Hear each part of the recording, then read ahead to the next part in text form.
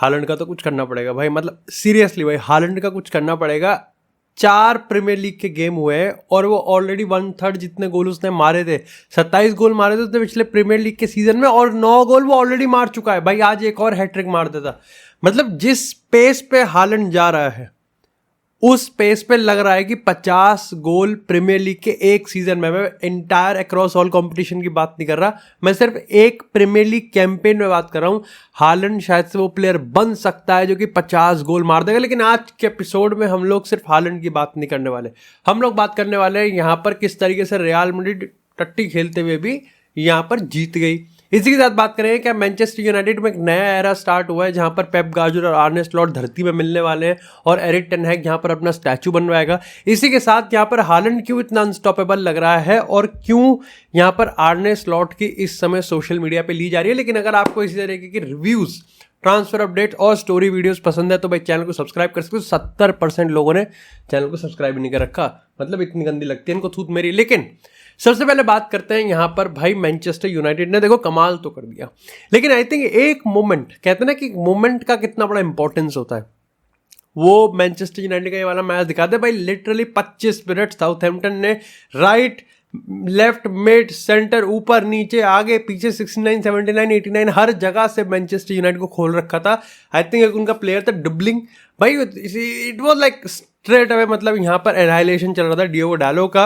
अगर Manchester United की बात कर रहे थे तो पूरी तरीके से बीच में से खुल रही थी, अटैक ज़्यादा स्ट्रिंग नहीं हो रहा था। लेकिन एक मोमेंट जब यहाँ पर मैनचेस्टर यूनाइटेड पेनल्टी कंसीड करती है और आंद्रे ओनाना यहाँ पर सेव करता है, उसके बाद मैनचेस्टर यूनाइटेड ने जिस तरीके से खोलना स्टार्ट किया या जिस तरीके से उन्होंने यहाँ पर लाइक आई थिंक वो गेम को अपने हाथ में ले लिया, इसका बहुत बड़ा कंट्रीब्यूशन ये भी है कि साउथहैम्पटन का पूरा मोराल टूट चुका था।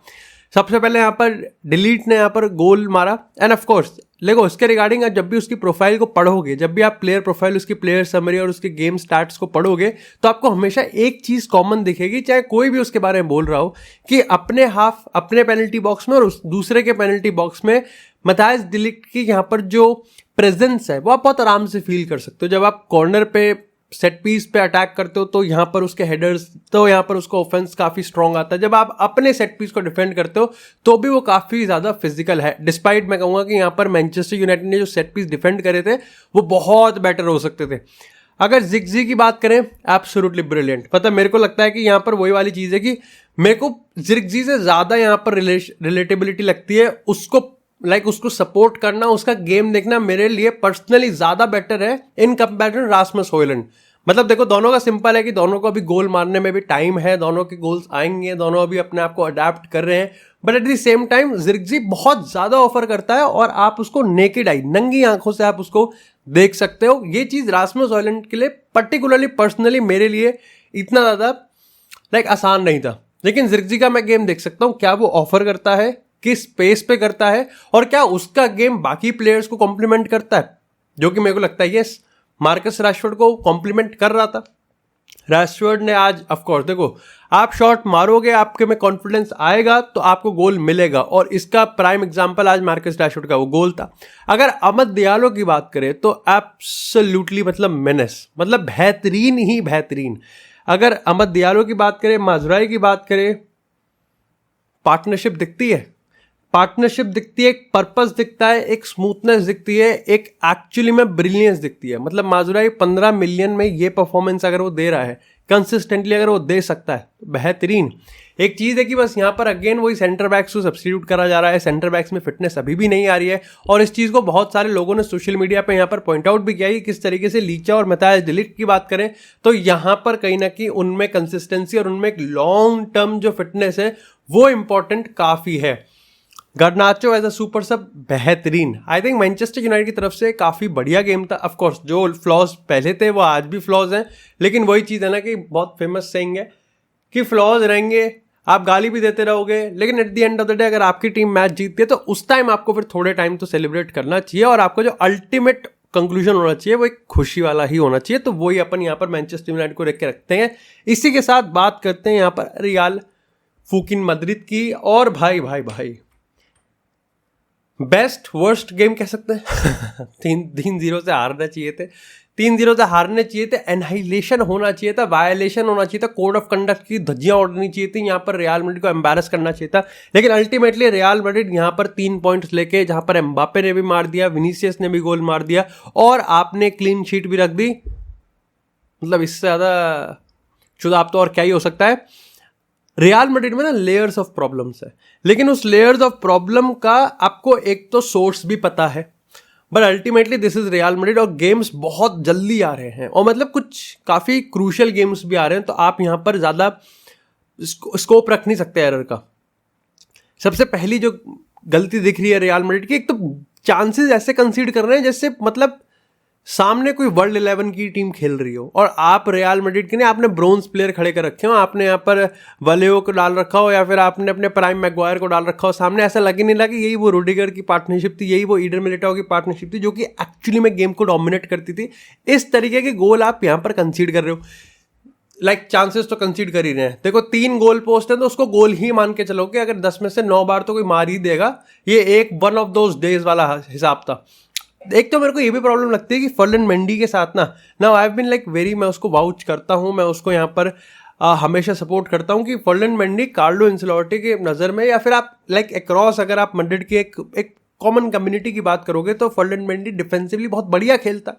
फर्लैंड मेंडी को रखा इसलिए गया कि वो 1v1 डिफेंडिंग में काफ़ी बढ़िया है।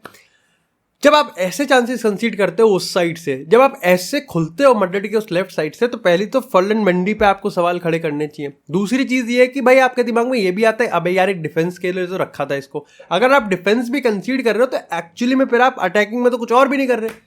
अगर फर्लैंड मेंडी के साथ सेक्रीफाइस इसलिए किया जा रहा है क्योंकि वो डिफेंसिवली आपको कवर देता है, नहीं तो फ्रान गार्सिया को डालो, एटलीस्ट यहाँ पर विनी और एम्बापे को वहां पर मदद तो मिलेगी। अभी विनी और एम्बापे लेफ्ट पे खुद ही खेलते रहते हैं और बहुत आराम से आप आइसोलेट कर सकते हो, मतलब एट टाइम्स जब, क्योंकि किसी फुल बैक आप राइट में अगर आप देखोगे तो कार्वाहाल, आर्दा गुलर, रॉड्रिगो, पहले ब्राहिम दियाज था, इन 3 का अच्छा बना।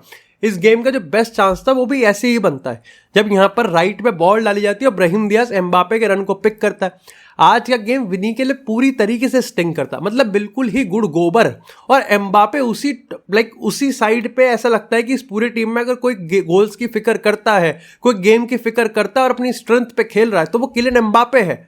लेकिन एम्बापे को लेफ्ट से कुछ मदद मिली ही नहीं, एम्बापे को सेकंड फेज ऑफ प्ले यानी कि बिल्डअप में कुछ मदद मिल ही नहीं रहा। बस इधर उधर से कोई एक बॉल पकड़ लेता है, एम्बापे अगर उसको कुछ बना दे तो बना दे, लेकिन most of the time Mbappe ने जो 1v1 बनाए हैं वो उसने खुद बनाए हैं अपने लिए, और 1v1 में एम्बापे पेल देगा और पेला था आज उसने। तो एम्बापे वॉज प्लेइंग रियली बेहतरीन, मतलब नेक्स्ट लेवल खेल रहा था वो, उसको गोल बहुत आराम से डिजर्व करता था, नहीं मिला। लेकिन विनी की प्रॉब्लम तो सॉल्व करनी पड़ेगी और आई थिंक उसमें फुल बैक का एक बहुत बड़ा रोल है। जो दूसरी प्रॉब्लम है वो ये है कि बिल्डअप तो आ ही नहीं रहा भाई, मतलब बिल्डअप आ ही नहीं रहा, और आई थिंक इसका सोर्स जैसे मैंने कहा कि सबको पता ही है, क्रूस नहीं है, तो इस सिस्टम में क्रूस की कमी खल रही है। लेकिन क्रूस के अलावा इसमें कामाविंगा भी नहीं है जो कि सेकेंड फेज बिल्डअप में बहुत इंपॉर्टेंट है, बेलिंगम नहीं है, तो कनेक्टिविटी आ ही नहीं रही है। वालवर्दे की बात करें, वालवर्दे हर एक चीज़ है but he can not help you in exact like precision passing buildups में। मॉड्रिच की बात करें तो I think Modric of course he is Modric, he is Godric, लेकिन अभी उसको टाइम लग रहा है, पता नहीं, लेकिन जो भी आ रहा है एक बहुत बड़ा स्पेस है, एक बहुत बड़ा वैक्यूम है भाई मैड्रिड की लाइन में, एक बहुत बड़ा मतलब एक होल सा है जहां पर मैड्रिड के प्लेयर्स उसको एक्सप्लॉइट नहीं कर रहे, उसको कवर नहीं कर रहे, इतना बड़ा एरिया है और उसमें बीच में सब खाली पड़ा हुआ है। आर्दा गुलर की बात करें, एब्सोल्युटली मेरे को लगता है कि आर्दा गुलर के मन में कुछ शंका है कि उसको बॉल नहीं लूज करनी है या what ever it is, but आर्दा गुलर जितनी बार वो आर्दा गुलर बॉल को मांगेगा उतनी बार यहाँ पर रियल मैड्रिड का फायदा हुआ है इस गेम में। एक चीज़ अभी भी है कि आर्दा गुलर की जो पोजीशनिंग है, कार्लो एंसेलोटी उसको पर्टिकुलरली किस तरीके से यूज़ करना चाहता है नहीं समझ में आया। ब्राहिम दियाज की बात करें, अच्छा दिखा because he is very direct, वो बहुत ही डायरेक्ट है, लेकिन ब्राहिम दियाज लाइक के जाने के बाद यहाँ पर ऑफकोर्स लेट्स होप कि वो जल्दी से आया और ज़्यादा बड़ी कोई प्रॉब्लम ना हो। रॉड्रिगो घोस्ट कर दिया पूरा, he like completely ghosted the game. Vini ने आज कंप्लीटली स्टिंकर डाला है, बट ऐसा नहीं कह सकते कि विनी को बॉल नहीं मिली, लेकिन रॉड्रिगो ने तो घोस्ट ही कर दिया। रॉड्रिगो को तो बॉल भी नहीं मिली और रॉड्रिगो ने बॉल लेने का कुछ करा भी नहीं, और जब बॉल मिली तो उस पर कुछ हुआ भी नहीं। तो ये तो बहुत बड़ी प्रॉब्लम है। गुड थिंग इज कि आपके बैग में 3 पॉइंट्स आ चुके हैं। You are going to struggle because आपके पास कुछ प्लेयर्स नहीं है। दिक्कत की बात यह है कि गेम्स आने बहुत थिक एंड फास्ट, और यहां पर जो गेम्स की क्वालिटी है वो बढ़ती जा रही है, ठीक है। तो कम टाइम में बहुत ज़्यादा गेम खेलने पड़ेंगे और आपका मोमेंटम यहाँ पर कभी भी टूट सकता है। कोई भी टीम जो कि आपको प्रेस कर सकती है, आपको अच्छे से निपटा सकती है, आप पे गोल मार सकती है, थोड़ी सी भी क्लिनिकल हो, वो रियल मैड्रिड को हरा देगी। And I think these are the game जहाँ पर आपको बेलिंगम ने पिछले सीजन किस तरीके से इंडिविजुअल ब्रिलियंस पे गेम निकाला था याद आ जाता है। इसी के साथ बात करते हैं यहाँ पर अर्लिंग हालैंड की। भाई मैनचेस्टर सिटी ने 35 सेकंड के अंदर गोल खा लिया, लेकिन मैनचेस्टर सिटी के देख के ऐसा लगता है कि इसको हराएगा कौन। मतलब आई थिंक मेरे को लगता है कि मैंने अपनी आंखों से देखा हुआ अर्लिंग हालैंड का one of the best game था। मतलब स्मार्ट वर्क की डेफिनेशन अर्लिंग हालैंड है। You don't have to run like 4-5 kilometre आपको नहीं भागना है। आप अगर 400 मीटर में अगर आप ऐसे गोल्स दे सकते हो, अगर आप 400 मीटर में ऐसा इम्पैक्ट दे सकते हो तो बेहतरीन है। अब जैसे इस गेम की बात करते हैं मैनचेस्टर सिटी की, मैनचेस्टर सिटी का गेम स्टाइल बहुत सही है। दे स्ट्राइव फॉर परफेक्शन। उनको परफेक्शन चाहिए भाई, उनको गोल मारने परफेक्शन चाहिए, उनको पासिंग में परफेक्शन चाहिए, उनको प्रेसिंग में, प्रेस रेजिस्टेंट में, उनको अपने नेटवर्क में, उनको अपने पासिंग लेन्स में, हर चीज़ में उनको परफेक्शन चाहिए। लेकिन वो लीड वो सिर्फ तभी करेगा जब हालैंड उसमें गोल मारेगा। अगर जैक ग्रिलिश की बात करें, उधर से साबिनियो की बात करें जो कि एब्सोल्युटली ब्रिलियंट है। मतलब सोचो वो फिल फोडन का गेम खाया हुआ है, वो बर्नार्डो सिल्वा का गेम खा रखा है, और इसमें अभी रॉड्री है ही नहीं। बट हाँ, रॉड्री नहीं है तो आपको फिजिकल प्रेजेंस का थोड़ा सा कमी दिखती है। जैसे गुंडोगन थोड़ा like he was not at his best. कोवाचिच बढ़िया है, लेकिन अगेन वो फिजिकल प्रेजेंस नहीं है।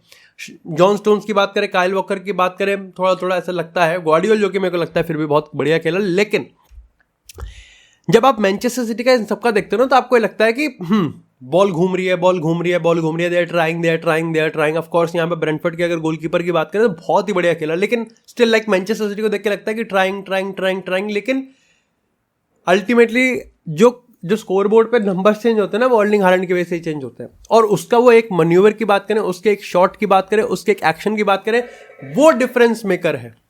सो मैनचेस्टर सिटी कुछ भी कितना भी कर ले, लेकिन ultimately it is Erling Haaland जो कि उसको यहां पर रेस्ट पे डालेगा। उसके मूवमेंट की बात करें, पेनल्टी बॉक्स में वो किस एंगल पे है, उसको कितना मोमेंटम, फर्क ही नहीं पड़ता भाई। वो ऐसे गोल मार रहा है, जो उसको टैप इन कह रहा है ना, उसको नंगा करके उसके बालों, उसके ट्रिमर, मतलब उसको उड़ा दो। अगर कोई कह रहा है कि टैप इन है और ये सिंपल गोल्स हैं, बिकॉज आप ये नहीं नोटिस कर रहे कि वो किस एंगल पे, उसकी बॉडी की शेप कैसी है उस पॉइंट पे, टाइम पे पीठ गोल की तरफ है, उसको कितना मोमेंटम मिल रहा है शूट जनरेट करने के लिए, क्या एंगल है, जिस तरीके से उसने बॉडी किया यहाँ पर जब एडरसन ने असिस्ट किया, उसके बाद जब उसने दूसरा गोल मारा, और वो हैट्रिक भी डिजर्व करता था to be honest. Savinho absolutely brilliant. मेरे को लगता है कि यहाँ पर अर्लिंग हालैंड अपने पता नहीं कौन से नए अवतार में है, और इस समय प्रीमियर लीग की तो बात ही छोड़ दो, वर्ल्ड फुटबॉल पर्टिकुलरली उसके लिए तैयार नहीं है। खैर, थोड़ी सी बात कर लेते हैं यहाँ पर लिवरपूल की। लिवरपूल गेम हार चुकी है। मैंने यहाँ पर की मोमेंट्स देखे हैं, हाइलाइट्स देखी, एक्सटेंडेड हाइलाइट्स देखी है, पूरा मैच मैं नहीं देख पाया। लेकिन जितना मैं इस समय, ऑफ कोर्स मेरे कुछ दोस्त हैं जो कि लिवरपूल के फैन भी हैं, जितना मैं उनसे समझ पाया, जितना अपन ने बात करी, पहली चीज़ तो ये है कि काफ़ी लोग इस चीज़ की, इस लॉस का जो ठेकरा है ना, वो यहाँ पर इंटरनेशनल ब्रेक और फटीक पे फोड़ रहे हैं। I think which could be a reason, but definitely यहाँ पर काफ़ी और टीम्स भी खेली हैं। और इसका देखो, आप कह सकते हो कि इसका ऑफकोर्स वो रस्टीनेस रहती है। नॉटिंघम फॉरेस्ट को भी उसके क्रेडिट्स मिलने चाहिए। जिनका गेम अच्छा नहीं आया, शोबोस्लाय शिट, साला शिट, लुइस डियाज की बात करो अगेन। लेकिन आई थिंक जो यहाँ पर सब्स्टिट्यूट्स थे, चाहे कोडी गाकपो की बात करो, डार्विन नूनेस की बात करो, वो भी काफ़ी ज़्यादा ही खराब थे। गेम पैटर्न्स यहाँ पर बिल्कुल भी क्लियर नहीं थे, चांसेस क्रिएशन हो ही नहीं रहा था। ऑफ कोर्स आप कह सकते हो कि this is one of those days जहाँ पर लिवरपूल को गोल मार देना चाहिए था, लेकिन नहीं मार पाए। बट यहाँ पर लिवरपूल में अगर आर्ने स्लॉट की बात करें तो एब्सोल्युटली यहाँ पर एक पिवटेबल चीज़ थी। काफ़ी लोगों ने ये पॉइंट आउट भी किया कि भाई जब आपने कौनसा को बिल्कुल सब्स्टिट्यूट कर दिया, और जब ज्ञान चोदने की बात आई तो आप इतनी जल्दी आपने ज्ञान देना स्टार्ट कर दिया। जब मैनचेस्टर यूनाइटेड को हराने की बात आई कि आप टैक्टिक्स ही रिवील करने लग गए, फिर आप कौनसा को भी करने लगे। लेकिन आज जब आपके स्टार प्लेयर इतना चूतिया खेल रहे थे, तब आपने यहाँ पर कोई चेंज नहीं किया। जब अल्टीमेटली आपने चेंज किया तो उसने गेम को बद से बदतर बना दिया।